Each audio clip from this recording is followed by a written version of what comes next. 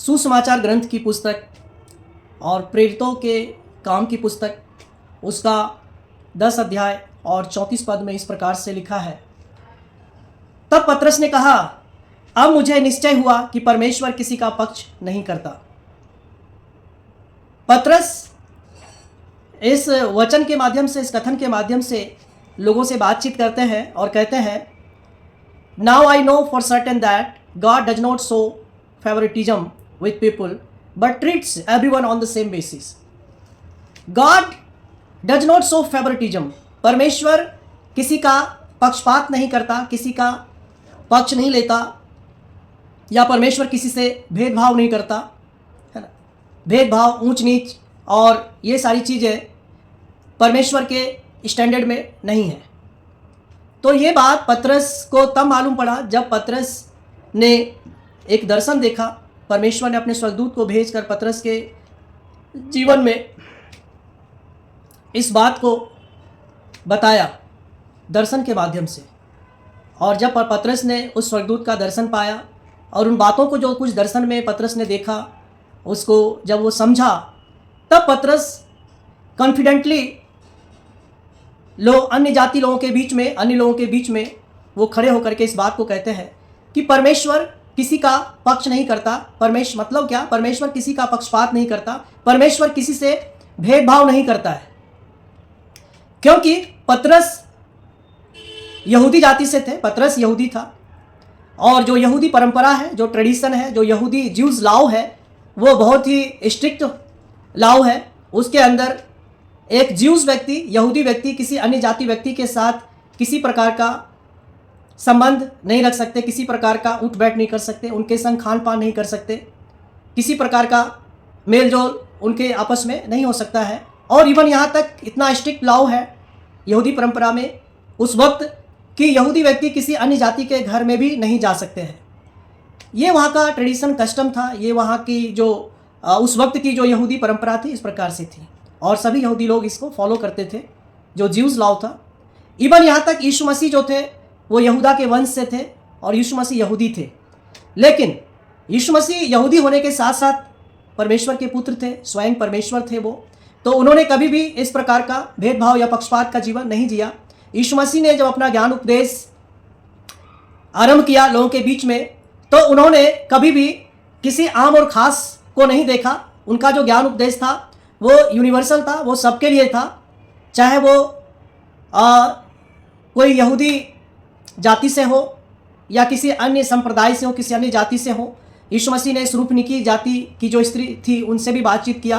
यीशु मसीह ने सामरी स्त्री जो थी उनसे भी यीशु मसीह ने उनको भी ज्ञान उपदेश दिया, बातचीत किया।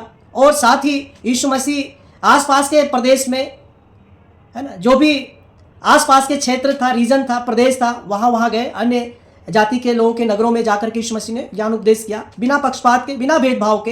यीशु मसीह ने कभी भी कोई गरीब नहीं देखा, ना कोई अमीर देखा, ना कोई ऊंचे पद वाले को देखा, ना कोई लोअर कैटेगरी को देखा, सबको यीशु मसीह ने अपना ज्ञान उपदेश दिया। और यही चीज़ यीशु मसीह चाहते हैं कि जो उनके चेले थे उनके जीवन में भी ये बात होनी चाहिए। तो यीशु मसीह ने अपने स्वर्गदूत को भेजकर पतरस को दर्शन में बातों को समझाया, है ना, क्योंकि अब यीशु मसीह नहीं है, उनका पुनरुत्थान हो चुका है, उनका स्वर्गारोहण हो चुका है, और उसके बाद पतरस को दर्शन दिया जाता है। क्योंकि प्रभु यीशु मसीह ने सोचा कि पतरस जो है यहूदी है, वो अन्य जाति लोगों के साथ में, अन्य जाति लोगों के बीच में किस प्रकार से वो काम कर पाएगा। अगर वो ज्यूज लॉ को फॉलो करता है तो वो अन्य जाति के घर में तो जा नहीं सकता, उनसे किसी प्रकार का वो व्यवहार नहीं रख सकता, है ना, खान पान नहीं कर सकता।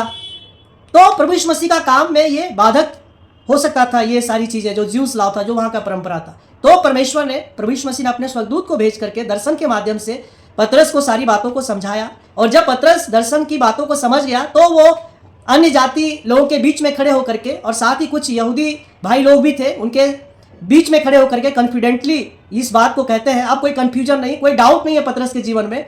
और अब वो कहते हैं परमेश्वर किसी का पक्षपात नहीं करता, परमेश्वर किसी से भेदभाव नहीं करता है। जहां तक सच्चे परमेश्वर की भक्ति का सवाल है, जहां तक ईश्वर भक्ति का सवाल है, भक्ति के जीवन में पक्षपात नहीं चलेगा, क्योंकि परमेश्वर किसी का पक्षपात नहीं करता है। अब कोई कंफ्यूजन नहीं, कोई डाउट नहीं है पतरस के जीवन में। बोला ज्यूज लॉ में हो सकता है, यहूदी परंपरा में जो यहूदी व्यवस्था है उसमें हो सकता है, पक्षपात, भेदभाव, ऊंच नीच, छुआछूत, लेकिन परमेश्वर के पास किसी प्रकार का भेदभाव नहीं है, ऊंच नीच नहीं, छुआछूत नहीं, कोई गरीब कोई अमीर नहीं, सबके साथ, है ना। God treats everyone on the same basis, सबके साथ बराबर व्यवहार करते हैं, है ना। तो ये खास चीज़ें हैं। जब न्याय भी होगा तो वहाँ पर कोई गरीब और अमीर नहीं देखा जाएगा, जो पैरामीटर, जो मापदंड होगा सबके लिए बराबर होगा। वहाँ ये नहीं देखा ये बहुत अमीर व्यक्ति था या ये बहुत गरीब व्यक्ति था, है ना। पत्रस के साथ साथ रोमियो की पत्र में पौलुस भी कहते हैं 2:11 में कि परमेश्वर किसी का पक्षपात नहीं करता। यहाँ पे भी पत्रस भी यही बात कहते हैं। और इसके साथ साथ याकूब भी अपने खत में, पत्र में कलीसिया को इस बात को लिखते हैं, कहते हैं, है ना, कि 2 अध्याय उसके 9 पद में, यदि तुम पक्षपात करते हो तो तुम पाप करते हो, है ना। स्पष्ट शब्दों में जो पक्षपात करता है, जो फेवरेटिज्म है, जहाँ पर प्रिजुडियाइस है, तो जो पार्शलिटी है, तो वो स्पष्ट शब्दों में वो पाप की कैटेगरी में इन्होंने बताया है कि ये जो पक्षपात करते, जो भेदभाव करते हैं, वो पाप करते हैं। क्यों पाप करते हैं? क्योंकि जो परमेश्वर का जो स्टैंडर्ड है, पैमाना है प्रेम का, उसमें आप सही नहीं उतरते, खरा नहीं उतरते। परमेश्वर सबसे प्यार करते हैं। परमेश्वर का प्रेम सबके लिए है, चाहे वो अमीर हो, चाहे वो गरीब हो, चाहे कंगाल हो, चाहे महलों में रहने वाला हो, चाहे झोपड़ी में रहने वाला हो, चाहे किसी ऊंची जाति से बिलोंग करता हो, चाहे वो किसी लोअर कैटेगरी, लोअर जाति से बिलोंग करता हो। परमेश्वर का प्रेम सबके लिए है, इसलिए परमेश्वर किसी से पक्षपात नहीं करते हैं।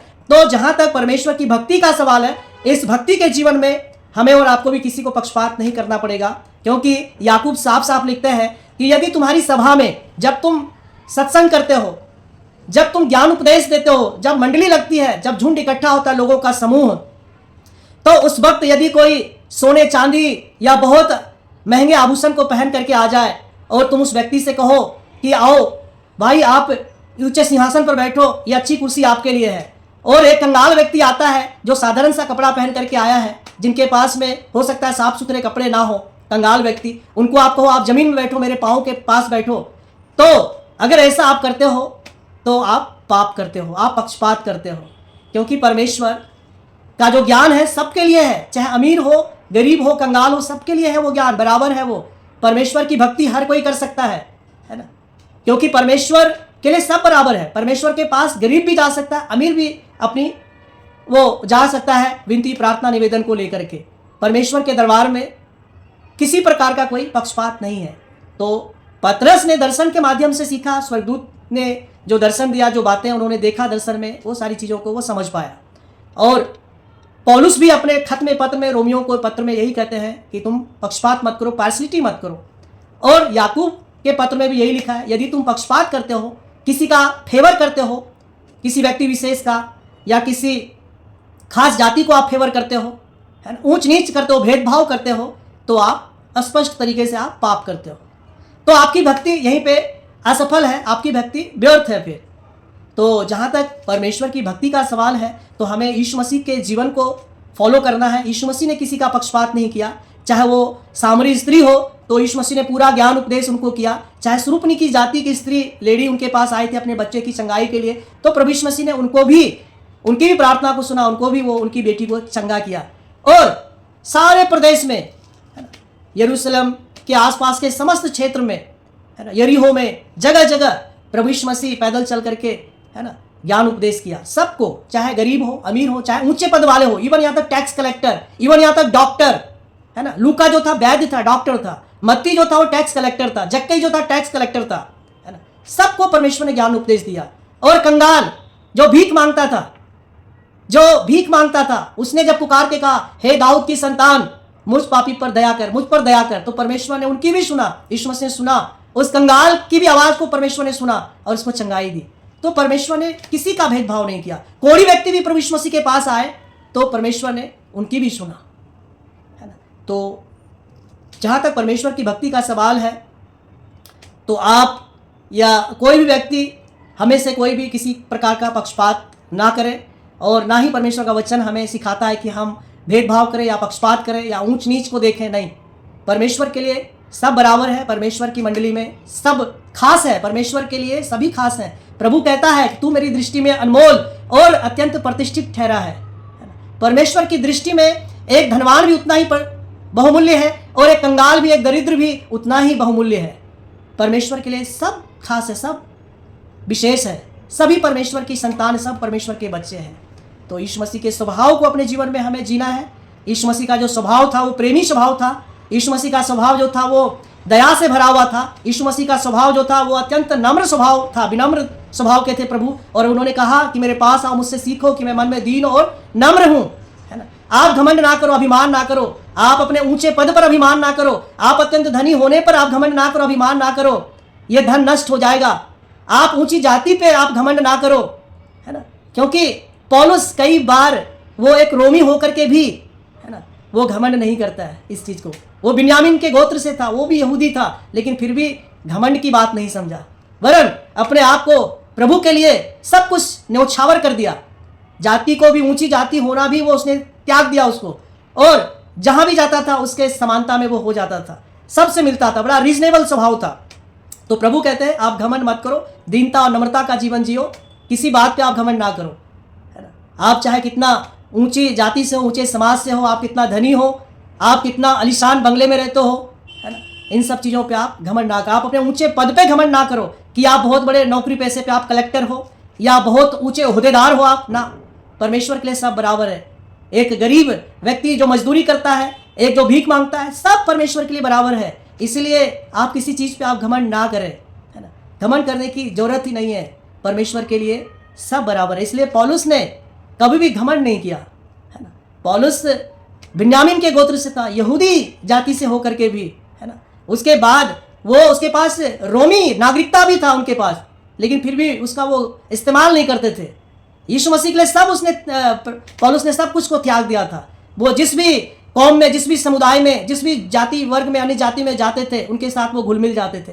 बहुत रीजनेबल स्वभाव था। तो आप भी रीजनेबल बने, ताकि एक अमीर व्यक्ति भी आए तो आपसे इजीली कनेक्ट हो सके, एक गरीब, एक दरिद्र, एक कंगाल व्यक्ति भी आए तो आपसे वो कनेक्ट हो सके, एक ऊंची जाति का व्यक्ति भी आपके पास आसानी से आ सके, और एक नीची जाति का व्यक्ति हो वो भी बेझिझक बेधड़क आपके पास आ सके। तो सबके लिए आप रीजनेबल हो। जब आप प्रभु की भक्ति करते हैं, ज्ञान उपदेश करते हैं, तो आप किसी भी तरीके से आप भेदभाव ना करें, और ऐसा लोगों को महसूस भी ना होने पाए कि ये कोई हमारे लिए कोई खास है, ये आम है और ये खास, ऐसा नहीं।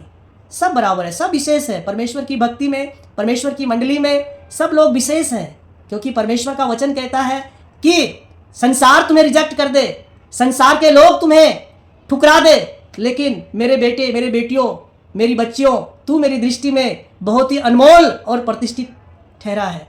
You are precious in my sight, you are precious. तो आज से आप जाने कि आप बहुत ही प्रीसियस हैं, आप प्राइसलेस हैं, आपका कोई मूल्य नहीं है, कोई दाम नहीं लगा सकता आपका। आप परमेश्वर की नज़रों में इतना प्रीसियस हैं। तो परमेश्वर की आप भक्ति दिल और मन से करें, एक परमेश्वर की मान्यता करें, प्रभु यीशु मसीह के नाम में आप प्रार्थना करें। आप अपने कमरे में जाएं, द्वार को बंद करें और उस परमेश्वर का धन्यवाद करें और प्रार्थना करें, और निश्चय आपके जीवन में सुख शांति होगा, चैन होगा, आराम होगा, प्रोस्पेरिटी, समृद्धि होगा। सुख और समृद्धि आपके पास होगा, सफलता आपके पास होगा, क्योंकि परमेश्वर जो है कमी और घटी का परमेश्वर नहीं, वो बहुतायत का परमेश्वर है ना। प्रभु ने कहा, यीशु मसीह ने कहा, I have come to give you everything in abundance. आवश्यकता से अधिक देने वाला परमेश्वर है, बशर्ते यीशु मसीह के जीवन को आपको फॉलो करना पड़ेगा। यीशु मसीह का जीवन आपके जीवन में दिखना चाहिए। Thank you for watching this video. जहाँ तक पक्षपात की बात है, भेदभाव की बात है, तो भारतीय ग्रंथ शास्त्र की भी यही शिक्षा है। जो भारत देश में जो ज्ञानी हुए, विद्वान हुए, जो ऋषि हुए, है ना, जो प्रकांड पंडित हुए, उन्होंने अपने शास्त्र के माध्यम से इस बात को कहा है कि अयं निजः परो वेति गणना लघु चेत साम उदार चरिता नाम तु वसुधैव कुटुंबकम, है ना। तो इसमें जो ऋषि हैं, जो विद्वान हैं, जो ज्ञानी हैं, वो इस बात को, इस शिक्षा को लोगों को बताते हैं इसके माध्यम से कि अयं निजः परो वेति गणना लघु चेत साम। मतलब क्या? अयं निजः, यह मेरा है, परो वेति, ये तुम्हारा है या ये उसका है, ये मेरा है, ये तुम्हारा है, ये उसका है। ये संकीर्ण विचारधारा की बातें हैं, ये छोटी बुद्धि की बातें हैं, ये ओछी बुद्धि वाले लोग या संकीर्ण विचारधारा रखने वाले लोग ऐसी बातें करते हैं कि ये तेरा है, ये मेरा है, ये उसका है। लेकिन उदार चरिता नाम तु वसुधैव कुटुंबकम, जो उदारवादी लोग होते हैं, जिनका हृदय बड़ा होता है, जो हृदय सम्राट लोग हैं, जो दिल का धनी है जो लोग, उनके लिए वो कहते हैं वसुधैव कुटुंबकम। ये सारी धरती, पूरा विश्व, जितने भी लोग इस पृथ्वी पर रहते हैं, कहते हैं कि पूरा विश्व एक परिवार है। ये धरती पे जितने भी लोग रहते हैं वो एक परिवार है। तो जो मनीषी हुए, भारतीय ऋषि हुए, जो विद्वान हुए, उन्होंने जात पात से उठ करके, वर्ग विशेष से उठ करके, संप्रदाय से उठ करके उन्होंने ऐसा ज्ञान उपदेश दिया। अगर भेदभाव की भावना होती, ऊंच नीच छुआछूत की भावना होती उनमें, यदि पक्षपात की भावना होती उनमें, तो वो कदापि नहीं कहते कि वसुधैव कुटुंबकम। तो जो भी ईश्वर भक्ति करते हैं, जिन लोगों का श्रद्धा है ईश्वर में, परमात्मा में, वो कभी भी किसी का पक्षपात नहीं करेंगे, भेदभाव नहीं करेंगे, ऊंच नीच छुआछूत ये सब उनके पास नहीं होगा। और ना ही तो भारत के जो मनीषी थे, जो ऋषि थे, विद्वान थे, कभी भी उन्होंने इस प्रकार की बात की। उन्होंने कहा पूरा विश्व एक परिवार है ना। उन्होंने देश से, समाज से, है ना, उठकर बातें की। उन्होंने तो पूरा विश्व को एक परिवार के रूप में समझा और जाना। तो ये है भारतीय ग्रंथ शास्त्र की शिक्षा, और यही शिक्षा पवित्र ग्रंथ शास्त्र बाइबल की भी है, जिसमें याकूब के पत्र में कहता है कि जो पक्षपात करता है वो पाप करता है। पतरस कहते हैं परमेश्वर किसी का पक्षपात नहीं करता। पौलुस कहते हैं परमेश्वर किसी का पक्षपात नहीं करता है मानव जीवन के लिए, और साथ ही साथ भक्ति के जीवन में ये कतई ठीक नहीं है, क्योंकि इससे जो परमेश्वर का प्रेम है, जो उसका स्टैंडर्ड है, वो उसको कभी भी मिट आउट नहीं करेगा, है ना, वो उसको पूरा नहीं कर पाएगा। इसलिए आप और हम पक्षपात ना करें, भेदभाव ना करें, ऊंच नीच छुआछूत इन सब से हटकर आप परमात्मा की, एक परमेश्वर की भक्ति में आप लीन रहें। Thank you.